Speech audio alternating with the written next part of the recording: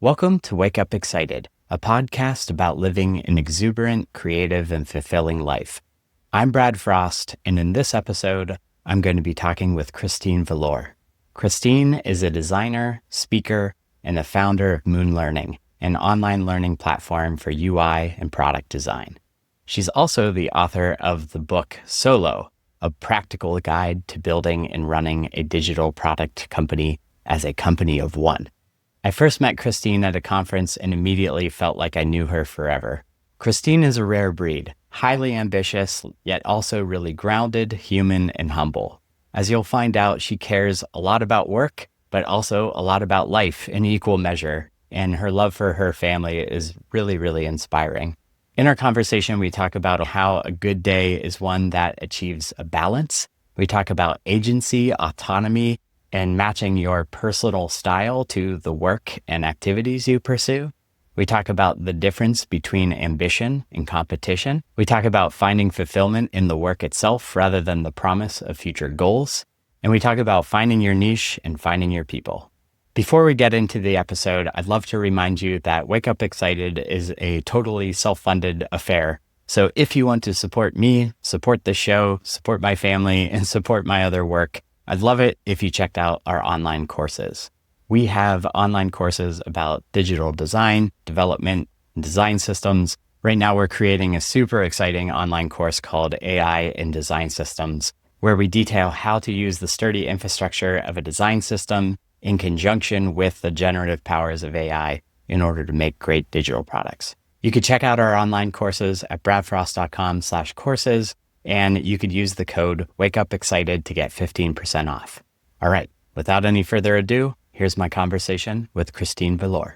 Hello, Christine. I'm so excited you are here, and let's just dig right in. What have you been waking up excited about recently? It's actually quite boring because it's not like a big event or something. It's usually like if my day flows, if I manage to put everything in my day that I enjoy. So it's like, I like doing my sports, I like seeing my friends, I like hanging with my kids, with my partner, and do my work. And if that works, that's usually when I'm like best. But it's a tricky one, huh? It's not that easy. Yeah, so you're just like, if there's a day that it almost sounds like has this really healthy balance, then you're like, heck yeah. Yeah, I think it just feels it's really nice because then you have like everything, it's when things go sideways. It's when I've been working too much or when I've only been with the kids or when I'm not sure if only socializing is that, maybe it's good. Have you always had that? Has it taken long periods of being too lopsided in one area in order for you to arrive? Yeah, I mean, totally, because I think it's like with everyone, no? You study what you want to do. So I studied design and then you go, I worked in like agencies and stuff. I just felt really weird. I felt like there's something wrong with me because everybody else, it seemed so natural for them to turn up at 9 o'clock and to do all that work and then to leave. And like, I didn't mind doing the work, but I was like, if I just could do it in my own time and structure it. And I don't know, I had this like urge to just do it my way. And it took a long time now because you have to obviously get the experience and stuff. And then I went freelance and that was already better because I could like take client work, but you're still in an office, you're still on someone else's time schedule and planning. And then where it really clicked for me is when I started like building my own product. And then I had this freedom and then suddenly I could just fit everything in and puzzle it all together the way I wanted without feeling guilty, You're describing those forces of the systems and the workplaces and the aspects of life where we don't have that full agency or autonomy to design life in the way that we would prefer. And I feel like that's overwhelming majority of people have to live in the sort of work world is we're dealing with these things that it's like, yeah, somebody else has created the game board that I am now playing in. I mean, I think it's two sides, no? I mean, I also have know a lot of people that really enjoy it because it also means that you don't have to worry about it. You get your paycheck, you are told when to be where, there's clear responsibilities, and And you can also, like, when you go home, you go home. A lot of time people don't even have to take their computer. So it's also really nice. And I think most people actually really enjoy that. And I understand this joy of leaving your computer and going home. But it just doesn't work for me. I don't even want to leave my computer. I really like having my computer. I like taking my computer on holidays, on the weekend. I also enjoy during the week, like go for a run. If I want to go, I go. There was this really funny thing that on LinkedIn, someone put like with remote work, and then they showed the calendar, the shared calendar, and they saw that one of the employees, I think, put a hairdresser appointment at 11 o'clock or 12 o'clock. It went like viral now, and it was like, that's why remote work doesn't work, because people abuse it. I'm thinking, why would I not go to the hairdresser? Oy. Why would I not go there? Like, nobody's there, super fast, much easier than if I go in the evening. So for me, it's like, just, I don't know. But I understand why it doesn't work, in a team, and it's more tricky. I really enjoy puzzling these days together. And also when I always go for a run or do some sports in the morning, and I really need that. That's the moment I think about what I'm going to do. I get the best ideas. Like, I don't know, when people say like they get their ideas in the shower. I get like, if I go for a run, that's when I like talks and stuff like that. I get like, like, this is where my brain works. But it can't do that now. If you're freelancing, you can't be like, hi, I'm just going to go for a little jog, and then I'm just going to be back on my computer. So, but I really, really love that freedom of scheduling it that way. That's amazing. And I think that there is something to pick at, like the hairdresser during the day. And that was certainly my experience. It's more these overwhelming senses of guilt and what work is, and all of the stuff that I think is reevaluated and also dismantled. I think that there absolutely is a way to do good and productive team work where you're all kind of working on something and still go to the hairdresser. Like that's ridiculous. But hairdresser, dentist, and but also just kind of having the flexibility of things, right? It really, I think, boils down to how do you design life, whether you're working on your own, like you're describing, or at an employer and doing that stuff, to still be able to exert that agency and autonomy in some way. I think that you can't offload that. You can't delegate those decisions. You have to claim that and protect that stuff for yourself wherever you're at. Being self-employed and running your own thing doesn't necessarily shield you from that. So it sounds like you have kind of cracked the code in that you have, shed the feelings of guilt around going for that run, or doing things, or visiting friends, or spending time with your kids or your partner, or do you still feel those pangs of guilt along the way? So I definitely haven't cracked. I got this really nice message the other day from someone, and I don't know what she wrote me. It was about the book about building solo and stuff, and she wrote something about it, and then I don't know what I wrote back, but like something that didn't work, or I was like, to hear that you also, there is mistakes, or you get like stuck in things, and I was like, of course I do. Like that. I mean, that's like my whole day. It's just that you just keep on going. And that's what I told you. I mean, that's my ideal day. That's when everything, and that's what I aim for. And I think that's just like sort of what I think the difference is that I noticed that this is what makes me feel good. And that's where I work. I am the best in my job. I'm the best mom. I'm the best partner when I manage to put everything in a day. But that doesn't mean that I manage to do that all the time. Which is really funny, because people always, when I say that's what I want to do, people are like, oh, it's so great you manage. It's like, no, that's my aim. And sometimes it works, but it came back from a conference, and I did like sort of a row of conferences, and I did the talk about solopreneurship and all of that, that feeling, that agency. And I was like, so, when you're on these talks, you're so excited, you have all this adrenaline, you meet all of the time. And I asked, like, but do you never get like, how do you keep motivated? I'm like, no, I just really like the topic, and that's true. And then I come home and I had this little thing where I just couldn't get work done. I was just, it's like, when people say like writer's block, it was like that. I just sat on my desk. I just stared at my screen. I was like, what the hell is happening? Like, this hasn't happened to me before. And it just didn't work. And then you try to figure out, like, why is it? What happened? What am I doing wrong? No, is the thing. And I don't know. I still don't know. So I was just, it worked again the moment I was just being a little gentle with myself. And I was like, maybe and then I just try to do like sort of I try to do the repetitive, boring things. Like I do my taxes, and I do sort of the stuff that, where you don't need that high energy to get, not where you don't ship new products.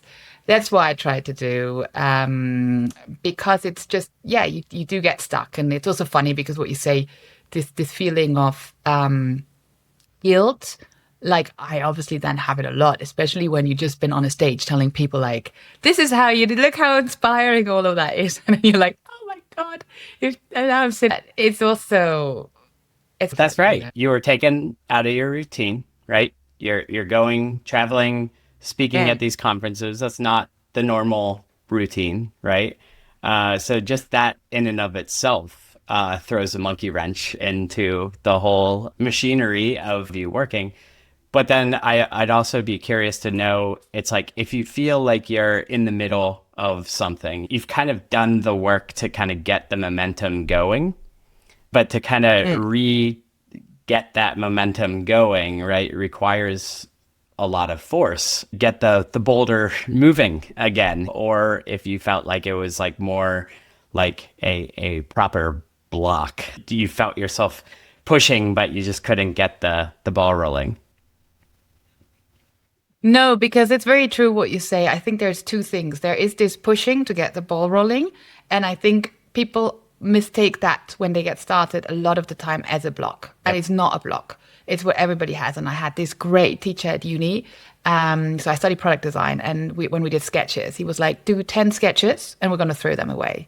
And till today, I think of that and I do that, because he's like, then you're taking off the pressure. And then you get sketching and suddenly you're in the sketching. And it's also great because I go, oh, this is such a good one. He's like, no, it goes in the bin. And I think that's a really good technique I can recommend to anyone having that block, to really also get pen and paper and to really get going and to just sit there and be like, I'm just going to design it and it's going to be a bit shit.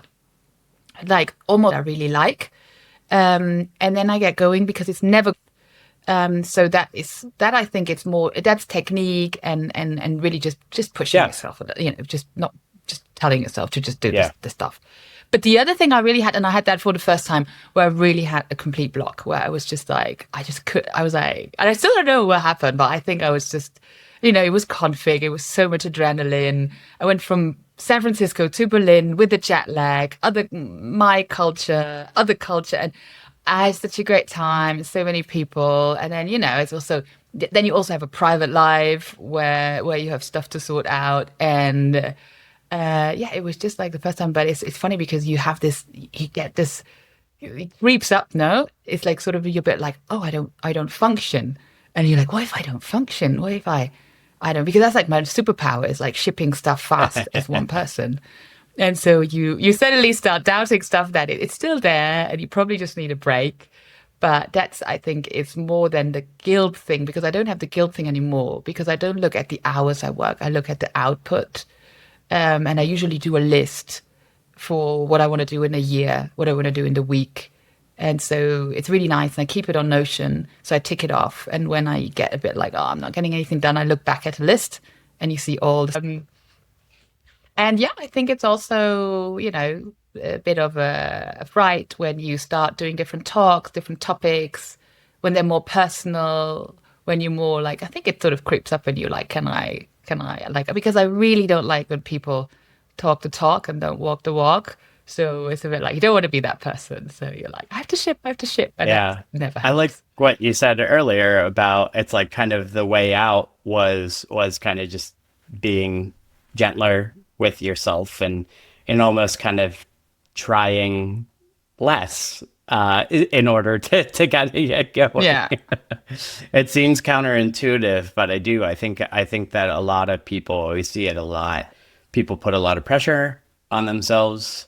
Whatever stories you're telling yourself, I'm the person who ships. I'm the whatever. And a lot of people tell themselves stories, whether that's coming from inside themselves or their extrinsic motivators, real and perceived. Oh, the boss is breathing down my neck, or I feel the boss is breathing down my neck, even though they're not.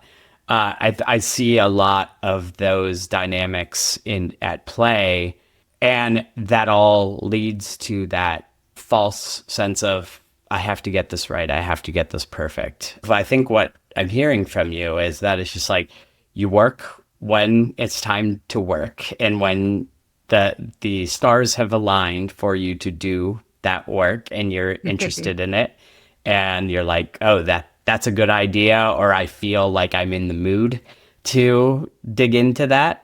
And then there's plenty of times where you're likely not in the mood, or you're not enthusiastic about it, and you need to go do something else that makes you happy in the meantime. Yeah, I mean, it's just like you also have big fan of that, of making your work day yourself and giving yourself that space. Because I think, well, if you tick that way, now if you tick the way that you say, I want a fixed job, I just think if you tick that way, then also there's no way out. You're never going to be happy in contract work, and it can be really beautiful, that freedom. But it also obviously you have to somehow also get to the output. So most of the time, I think for me, having that freedom was like, I think because of the talks and I changed topics and researched a bit and stuff, I got really into this, what motivates different people to sort of go the extra mile. And I because I listened to it was a podcast, I think it was Diary of the CEO, and it was, he's like so he trains like cyclists, and he's, everybody listening who knows about cycling and all of that. I'm not an expert, I really just listened to him.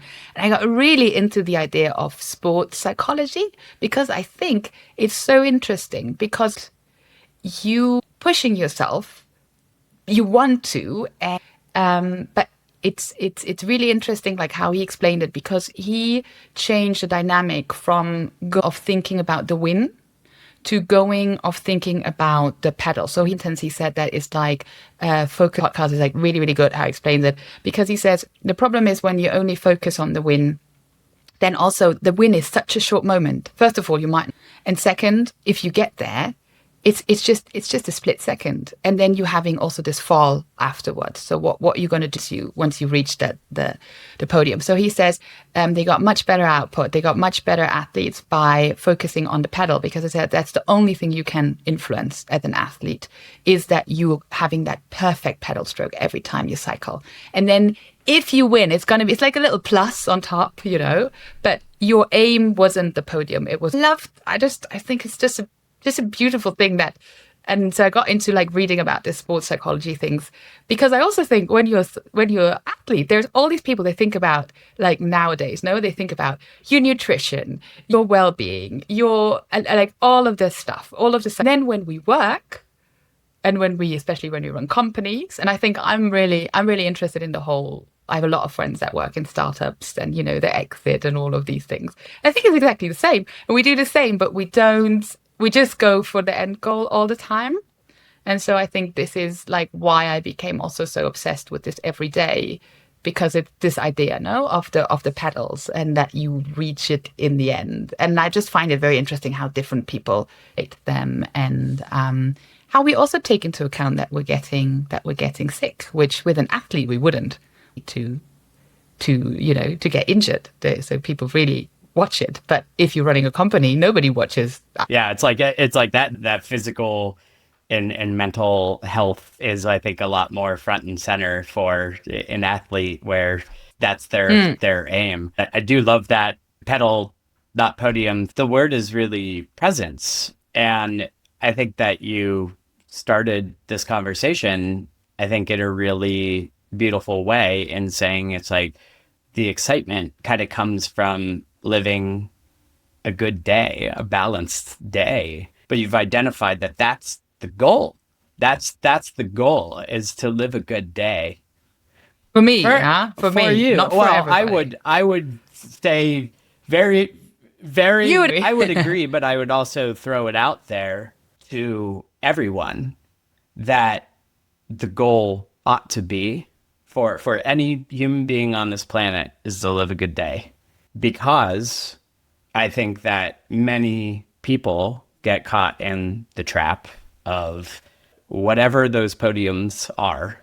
A lot of people say, I will be happy when I'm at that podium, right? When I have enough money in the bank, or when I get that promotion, or when I, buy that car, or when I do this, or when I accomplish that thing, then I will allow myself to be happy. And I think that there's psychology as well as a lot of ancient beliefs and stuff that it's like those types of things, right? Sort of banking on one day I'll be happy.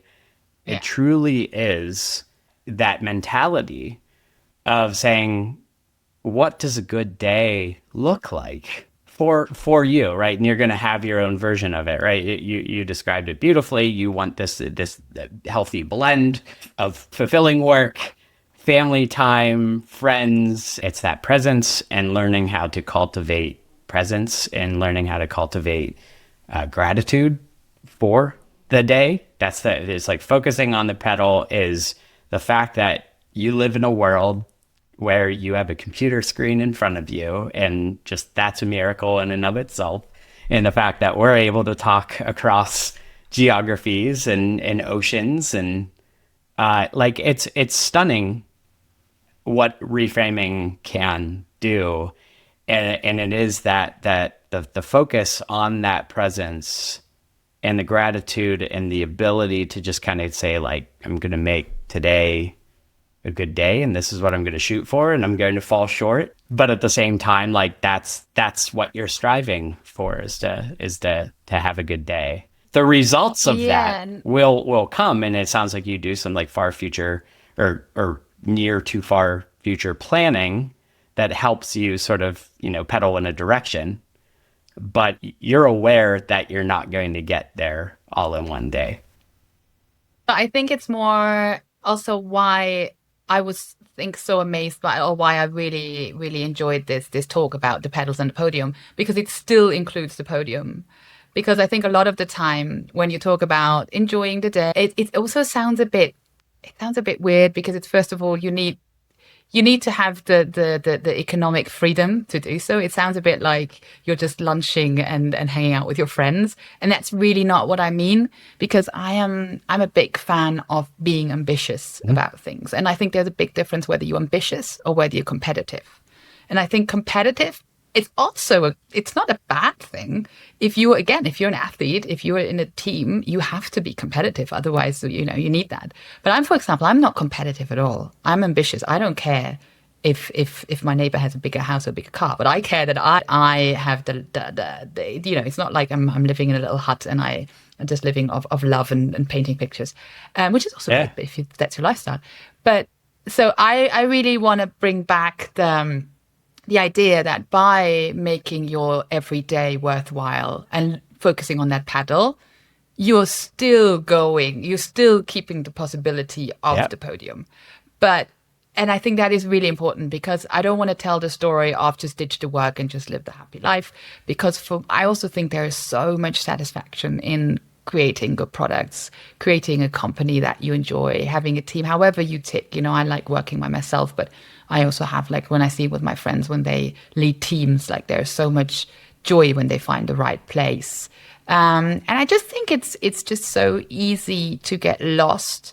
And so I like this idea of just reflecting and putting stuff in your day, and not thinking that if you're taking a little bit time out of your day, that this is going to, again, with the sports, it's the nutrition, it's the getting the rest, you're not the race if you don't do the rest. But in work, we don't do that. We're like, oh, I'm just going to have 3 espresso in the morning, and I'm just going to sleep 5 hours, and because, like, I'm just going to push through. It's like, yeah, you can do it if sometimes you need to. You have a deadline and you need to do it, but if that's your work routine, then I think that might cause you trouble down the road. And yeah, for me, it's more like keep the ambition and keep the drive and keep all of that energy. I really like high energy people. It really fascinates me. But it doesn't mean that you have to ditch all the rest. I love so much of what you just said there. I really love that distinction between ambition and competition, and that a little bit of competition, I think, can be healthy. Are you competitive or ambitious? Which one are you, Brad? 100% ambitious. I am Are you? the one of the least competitive people I know. Yeah, me Yeah. neither. Yeah. I always get. I'm like people when they play. Sometimes I play like people play a card, like we play cards with like kids or something, and my friends become incredibly. I'm like, I'm just like, but it's also great because when you play like this and you see that you have kids on the table, they love those ambitious Yeah. adults because they want to win. They take the game seriously, and I'm not like, can we just sit there and have like, I don't know, can we have a drink and just not play a board game? I'm a So big fan of like I think. no no Sorry, I no interrupted no you. I think that there's that collaboration versus competition I think is something that is such Mm. a really interesting thing, and they're not necessarily 100% at odds with each other. I think that it's a lot of how you sort of balance things, right? I think that there's, you could talk about many creative partnerships that have, the world has benefited from some healthy competition between some ambitious people. So it can be a good motivator. I do think though, too many things get positioned as these kind of zero sum games, right? If I win in business, that means you have to lose. And I reject that entirely, Yeah. like entirely.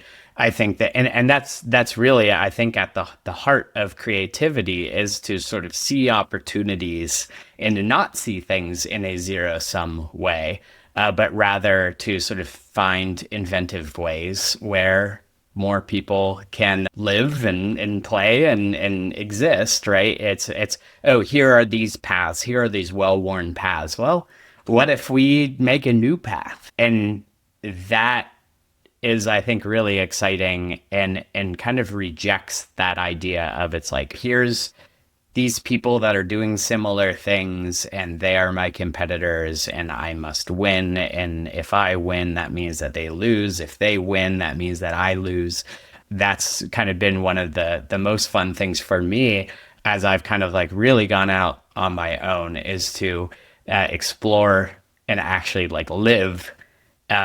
What does it look like to live in kind of a post competition world? I really love how you're talking about kind of preserving that ambition while sort of shedding a lot of that, Mm. the competitive nature of it, because that stuff tends to distract. I see that as generally negative energy or has the really easy potential to spill over into negative territory where you're all of a sudden saying, oh, in order for me to win, you need to lose. And I just think that there are very few things that actually are zero sum games.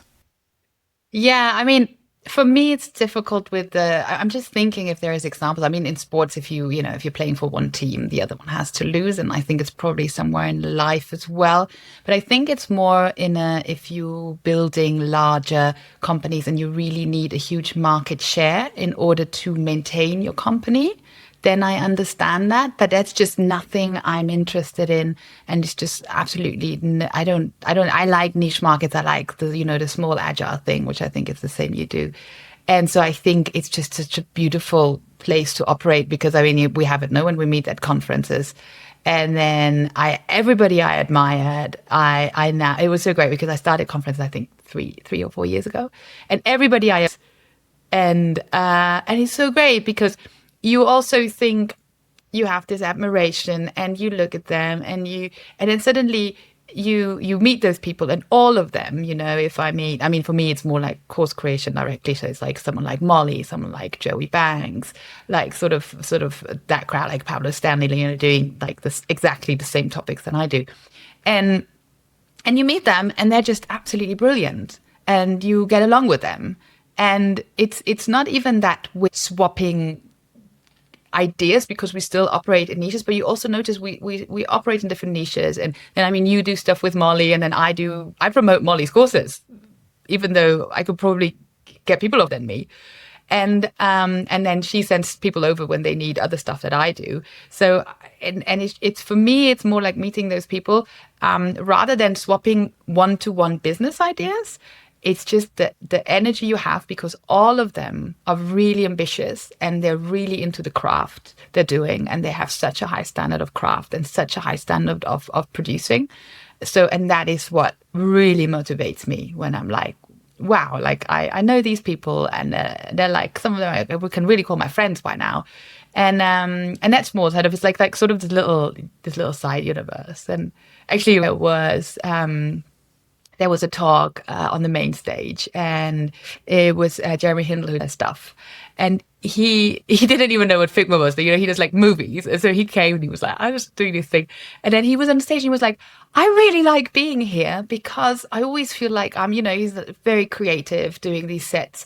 And so he's like, I always feel like I'm a misfit. And this feels like a big conference for misfits. And I think it's exactly how it feels, because you're always a bit, whenever I worked in companies, and I worked for like sort of the traditional, when you're in Germany, you work for like the car companies and all that. And I'm always was a bit of the sort of, yeah, you do great stuff and you're really into your work, but you never sort of play at this level. And then suddenly you meeting those people that make a living and that live that stuff. And I think it's just very inspiring, and I'm doing the stuff I do because I saw them doing it, and it's really nice, and I can just encourage everybody to find this little universe. Is that healthy?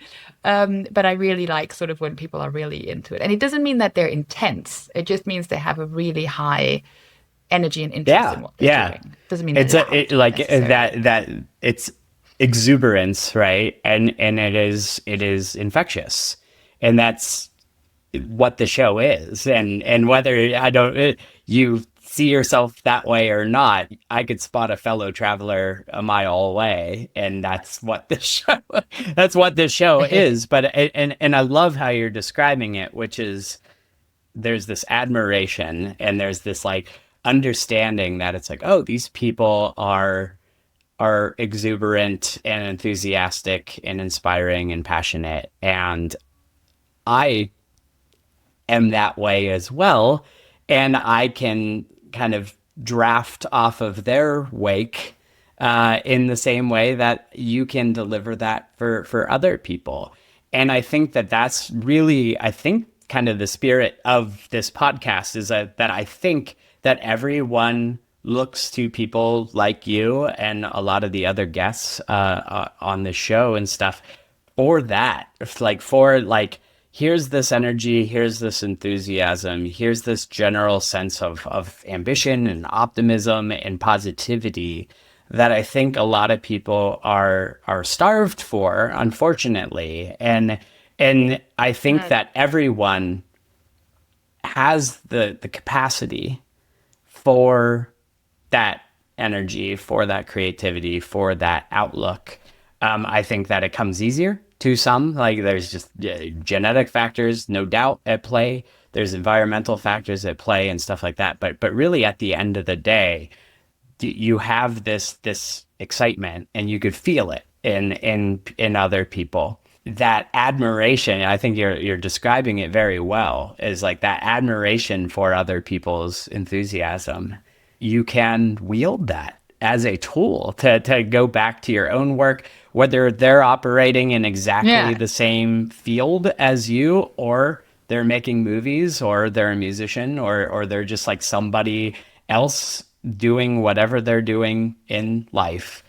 You can feel that energy, and that's like a really cool skill to develop. You feel it because you've been doing so many of, for me it's conferences, no, because when you go out and it's like the place where I meet most people, like-minded people. But I don't know how you feel about that, because you're younger.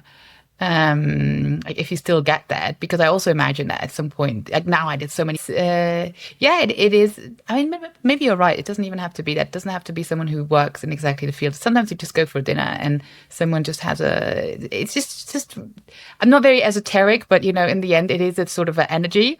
And I notice when you just go for what attracts you, then you usually get that energy back, and it's just really nice. It's when you go home, sometimes when you had this moment, you had a bad day and you go, and it's just a 5-minute conversation with someone that you're just like, oh, I think it's why I like living in Spain so much, because everybody's just so positive. You go, today I went to buy some fish and they were just so excited about the fish they were selling me. And I was like, I love that when you go to a market and because you can go in and you can do any job. And I also understand that some jobs they're very hard. And again, I live in a very privileged situation here with my laptop.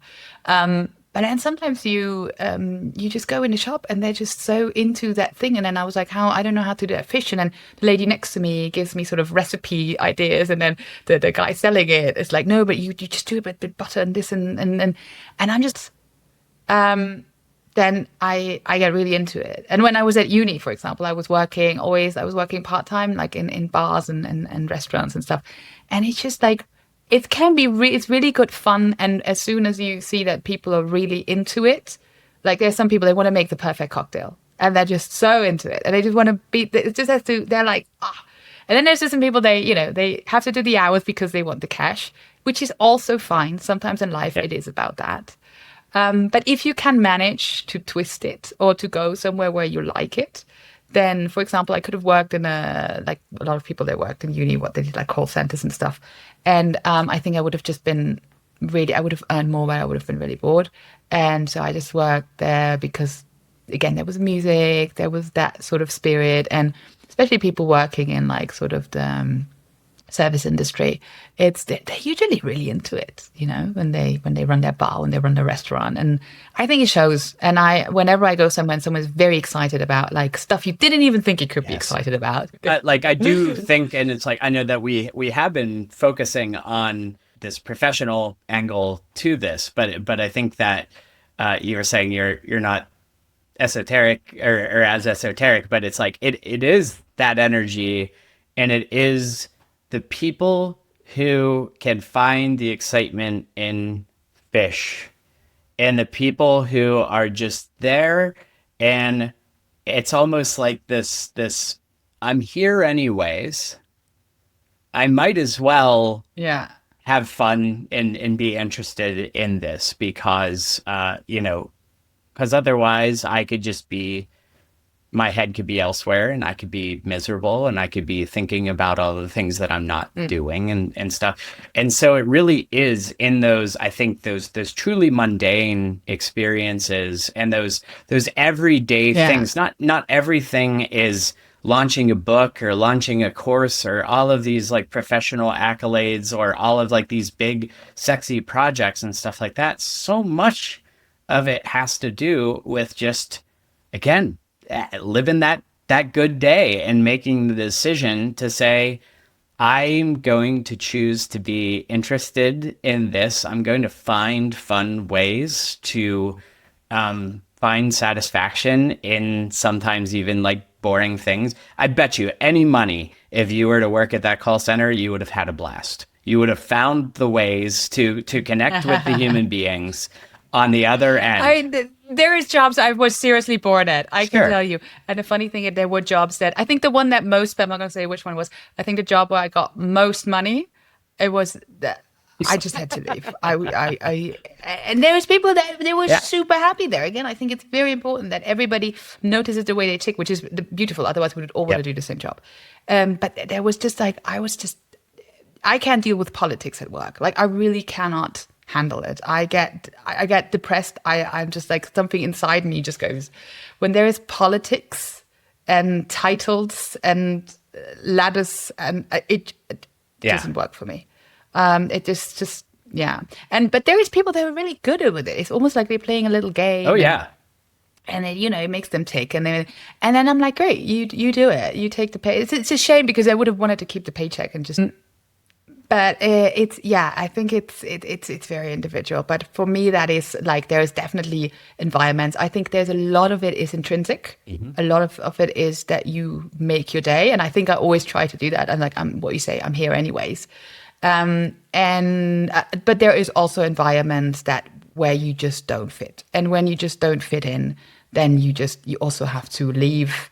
And you have to find an alternative because otherwise it's just really not good for you. And I see that with people that get stuck in places because of the you have the mortgage and the kids and the blah. And but yeah, it's tricky. It's very, Yeah, and I think that you're touching on some really important things, which is ultimately know thyself, right? And know what turns you on, what gives you enthusiasm and excitement. And yeah, if you are a, hypersocial person that thrives in being in that yeah. thing, then maybe don't go work in a field by yourself, for instance, and vice versa, right? If you're not excited about, in my experience, not a ton of people have done explicit work on that and sort of have arrived at that stuff, and maybe we could pick it at that. But so yeah, so there's the know thyself thing, and then there's the constant kind of reevaluation of here's me in the world, and here's this environment that I'm in, and is this compatible? Am I, finding more positive things than negative things in this, and not just day to day, because obviously every day is different.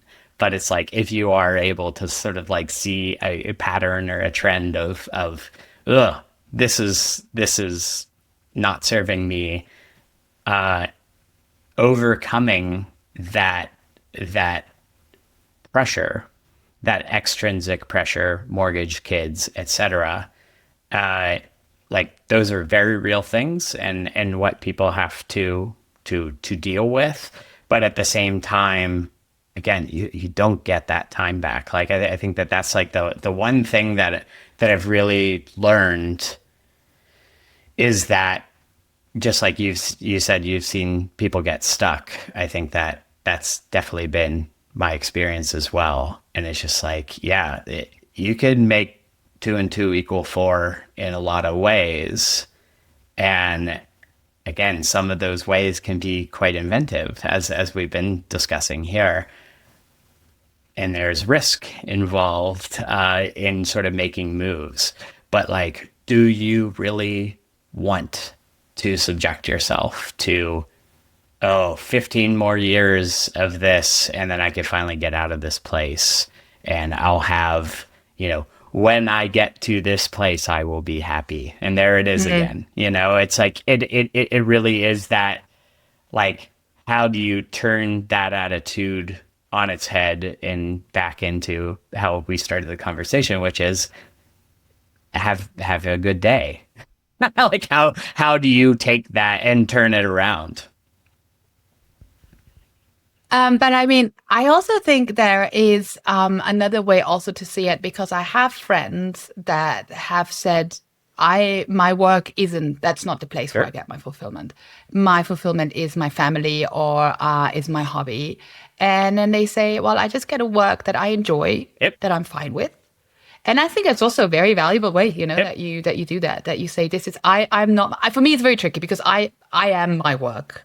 And I like being my work. I identify maybe too much with my work. That's another podcast. But I think it's also nice if you can do that. And then you have other things. But then you have to be, if you're clear about it, And then I wouldn't recommend that you then go for a job that takes us up 15 hours off your day, maybe. But there are some of my friends that work part time, and they just say, well, I'm being a mom, that's what fulfills me. And I think that's really great. It can be really, really great as well. I think you're onto something there, in that it's like, and there's also, these things are not static, right?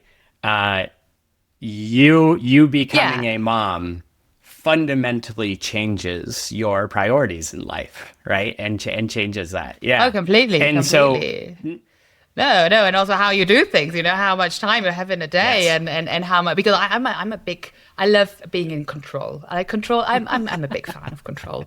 But you've got kids, and it's like, just the control just goes out of the window. And maybe it's also good learning.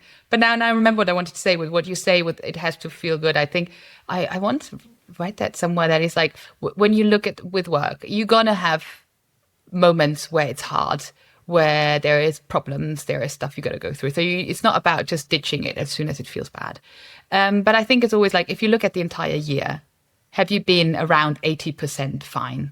Can you say for around 80% rough feeling, I'm feeling good, maybe 70, whatever, you pick your number that you need. And I think it's for everything. This is for work. This is for friendships. This is for relationships as well. It's not gonna be amazing all the time, but if it's all the time really terrible, maybe you want to have a conversation. And it's the same with work. If you go there all the time, but there we just take it for granted. We're just like, because I think we have this narrative of this is what it's like. Work is like hard and terrible, and it's like that's really sad because I actually work. When someone asked me for my hobbies the other day, and I was like, oh, it's like sports and work and work, and I really work is I really enjoy like there's also stuff I don't I have to do, but it's really what I would do that stuff if tomorrow I win the lottery. I would keep on doing that stuff. Like I'm thoroughly interested in those topics, and another thing I want to say, I think you posted that once, there's the calendar with your lifetime. And then the whole thing, there's one, Jeremy von Matt, he did a clock. So it goes backwards. So you put your life expectancy, and you can actually calculate your life expectancy. When you put, if you Google it, there's like a life expectancy calculator. So you put in your lifestyle, where you live, your diet, your exercise, like it asks this like sort of 10 minutes of questions about you, and it calculates your life expectancy, which I think mine is like 87 or something like that. And so then you can put it, then there's a little backwards clock. So you have a little clock on your desk, and it shows you how much time you have left. And it's really scary. And it's really funny because the reaction of people is like, I'm like, this is so cool. I love it. And there's a lot of people that they're like, this is horrible. And this is really terrible.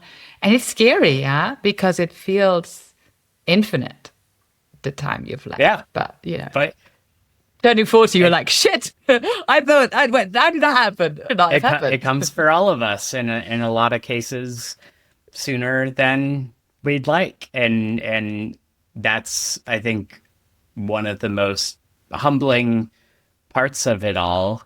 And back to, I feel like that the theme to keep, I feel like you perfectly articulated it at the very, right out of the gate. It's just like having a good day, and that balanced day between doing fulfilling work, spending time with the people you love, diet, exercise, just living like a decent existing music for you. But it's like those fulfilling activities, right? And because banking on that future payoff, you said it earlier, it's like, sometimes the work sucks, or sometimes you got to roll up your sleeves and do it. Sometimes it's not fun. And a lot of times that's just what you got to do in order to make good things happen. But at the same time, I think that there is that narrative that you said, where it's just like work is supposed to be miserable. And then when you're done with work and you retire, it's just hammocks and margaritas and all of that stuff, which is also bullshit. Right? Like it's these two false narratives. And I think that you've been picking at it. You're like, I'd be doing this stuff anyways, even in my free time. I took a 3-month sabbatical, and I was wildly productive.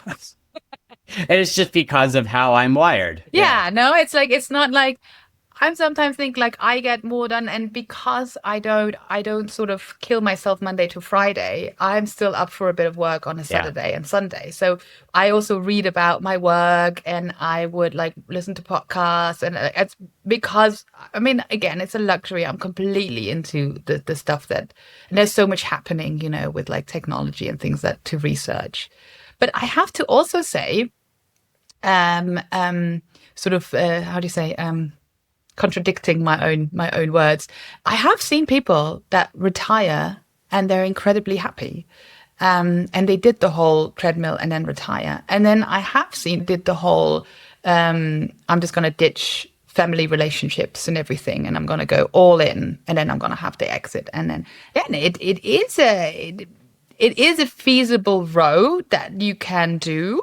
And I think also some people really enjoy to have that in themselves, that they want to go all in and they want to go really, really, they're like, young, I want to do this one. I want to feel the success. But I also think it's fine. It's for me personally.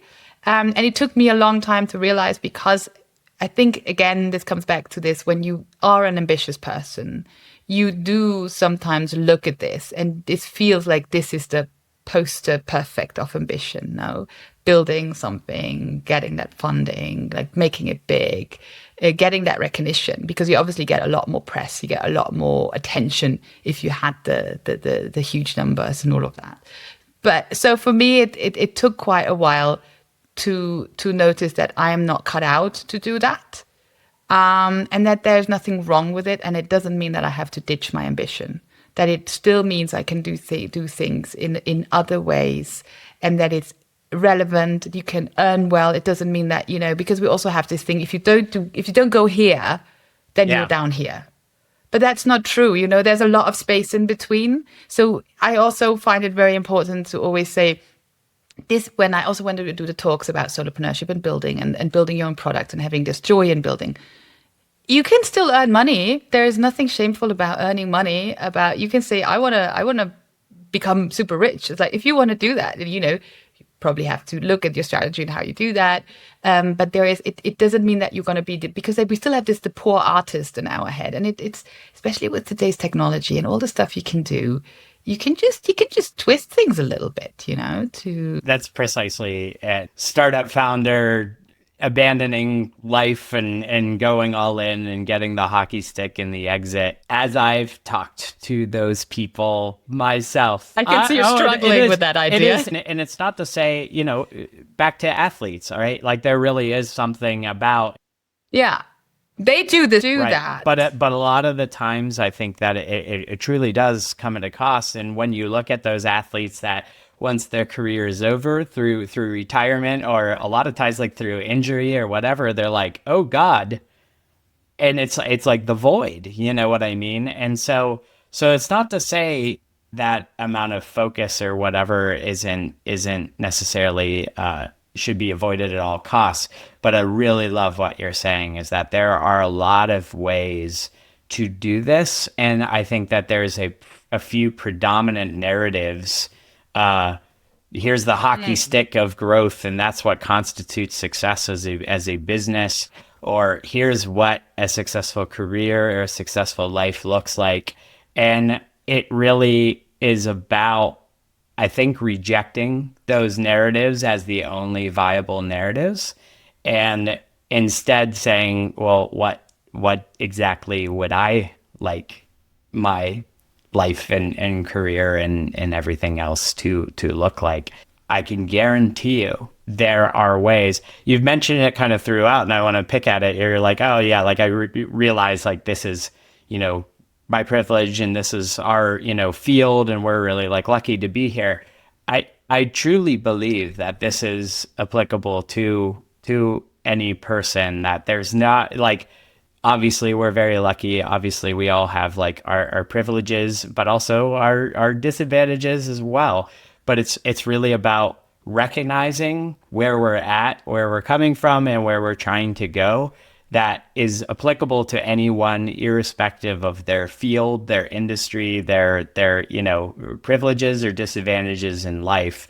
It has to do with knowing yourself, figuring out like what you're trying to accomplish in this life, and then setting out to do it, like and to get closer to that, and to peel away some of the gross parts of it, and to do more of the stuff that you enjoy doing, and having more of those good days. It's not an all or nothing thing. It's not a fantasy. And I think, as you've been sort of saying throughout, it's like, yeah, it's not perfect, and we all have hard days, and we all have like good and bad days. But like, I get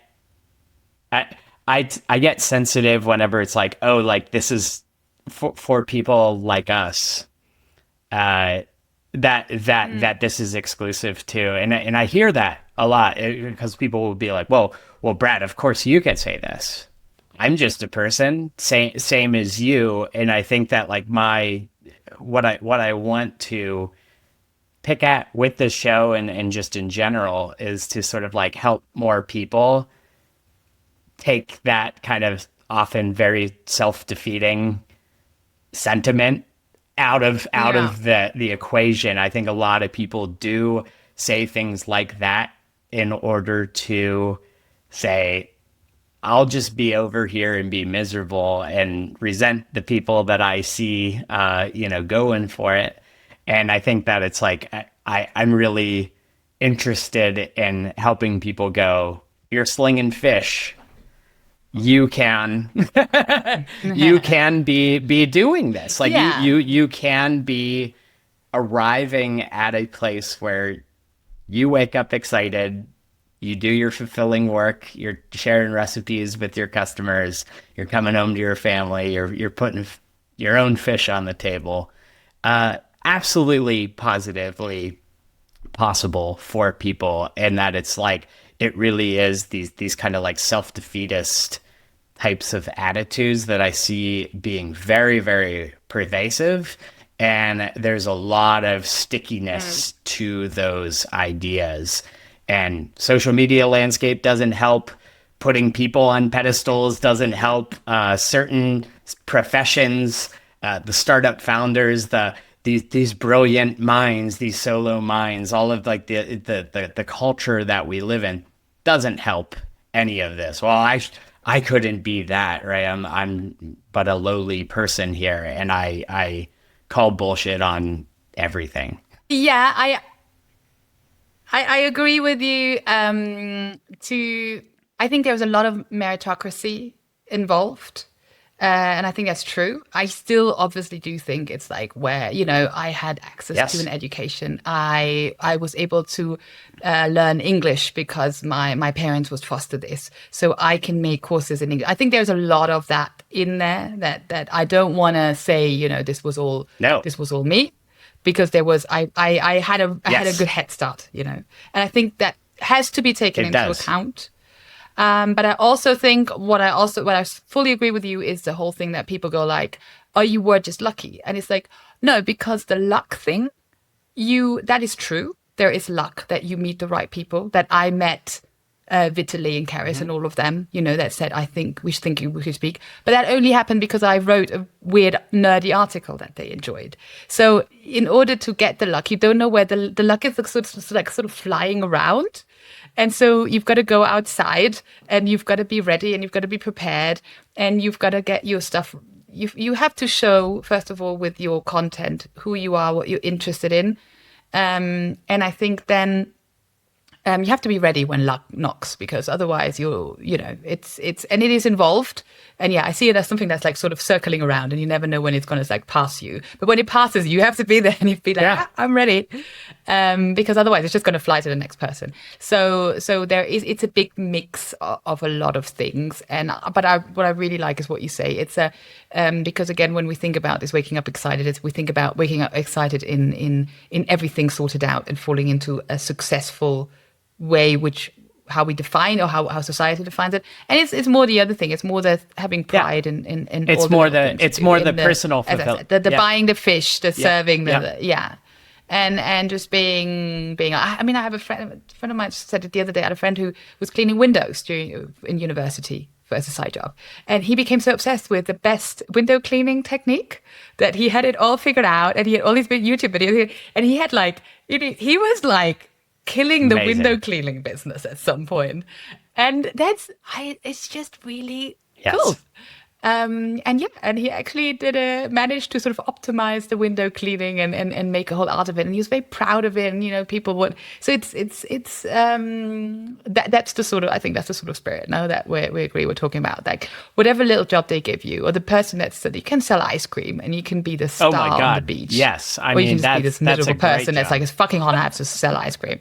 Yeah. But it's like, I think that's true. And talking about privilege is always like a really fascinating thing, because it's like, and it's a slippery slope. well, as it is. well. It's a third rail thing, but thankfully I don't care, because it's like I think that there is a lot of nuance there, because I think that whenever people talk about privilege and meritocracy and stuff like that, we're often, again, sort of looking at these certain narratives, and it's like, this is what constitutes success. And oh, wouldn't you know it, anybody can get to that point. It's like, no, no, no. Where you live and what you've had exposure to is going to impact whether or not you become the world's foremost biological engineer and dealing with like crazy stuff like that, or building bridges, or building digital products, or being the world's most authority on fish. Like all of that has to do with your privilege and your life experience and stuff.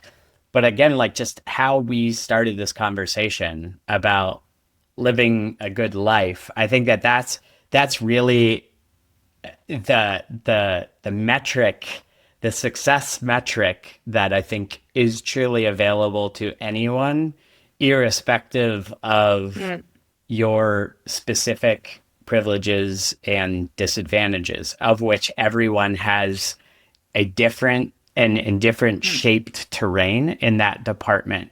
But I think like the outcome, right, is around how do you move closer to what you described at the top of this conversation, which is how do you get to a point where you're able to do fulfilling work, spend time with the people you love, etc. Those things are accessible to everyone. And I think that what I've seen is that so many people going, oh yeah, like, well, of course you all can do that because, you're Brad or you're Christine and, and I'm just over here doing this. It's like, no, no, no, you can get to that place, and you really should strive for getting to that place, because to kind of, again, be in this like kind of lofty, like far future, maybe one day I'll get there, or oh, that road isn't available to me. It's like, maybe so, but you have roads available to you, and it's worth exploring what those are. Yeah. No, and I think maybe if you flip it around, if you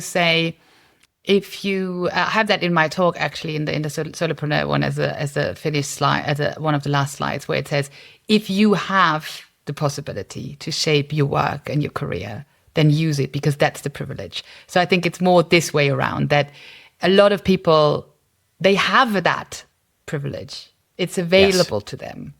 And then it's a little contradictory to not use it, because it is possible and you have to take a leap, but it's sometimes it's not as crazy, that leap, as you would think, and it's really worth the while, because you can always go back to a contract job if you've been there, if you've had your experience, and which is also why I feel really strongly of people when they want to build a product, when they run something. It's like, you can do it on the side, just take, just try it, because it's not as crazy as you think it is. It's cool. It's good. I'm glad that you're giving people permission to explore or even entertain ideas in their heads, and I think that that's what so many people need. So thank you for doing that.